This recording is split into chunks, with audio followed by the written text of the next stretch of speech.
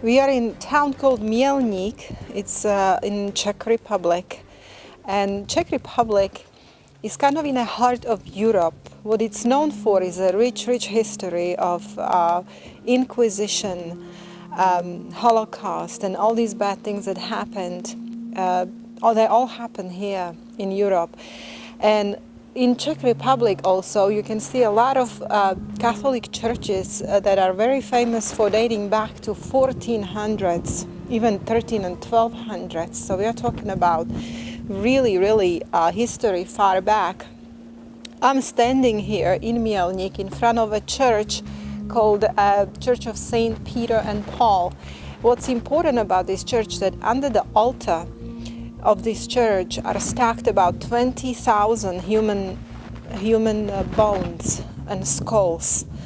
The person who is over this project here is a Jesuit. What I like about this church is the Gothic style of the building, and you can see Gothic styles here all over this old town of Mielnik. But kind of reminds me of Jesus's words that he said to Pharisees, that they are full, they're beautiful, they're like graves. They are beautiful on the outside, washed and white on the outside, but inside they're full of rotting bones or dead man's bones. And this is what kind of this particular scripture came to my mind when walking around these churches that contain thousands, tens of thousands of human skulls and bones. So here we are. This is the entrance to that church in Mielnik. And the name of the Jesuit who is actually over this project is Jindřich Matiega.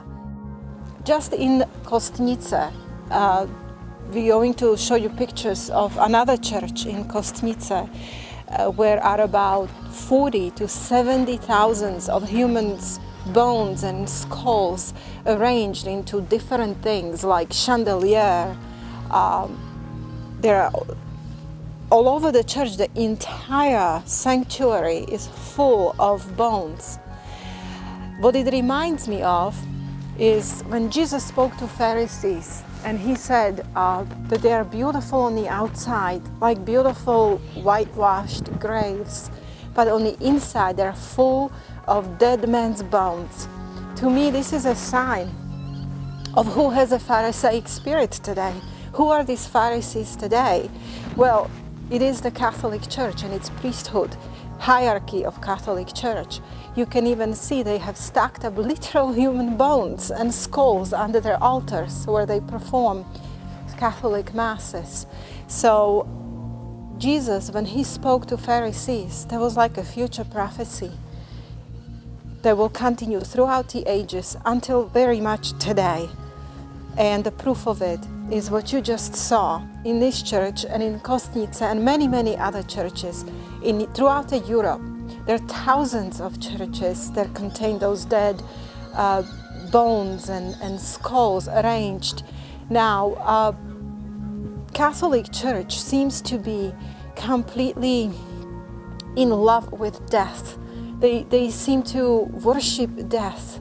You can see pictures of Jesuits here who hold a skull, or they have a Bible on the skull. You can see how this Pope or Cardinal is holding up a head of a dead man's skull and worshiping it. So it's just really bizarre.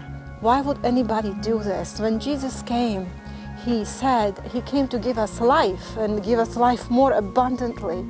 But they seem to be preoccupied with death and love death and worship where death is.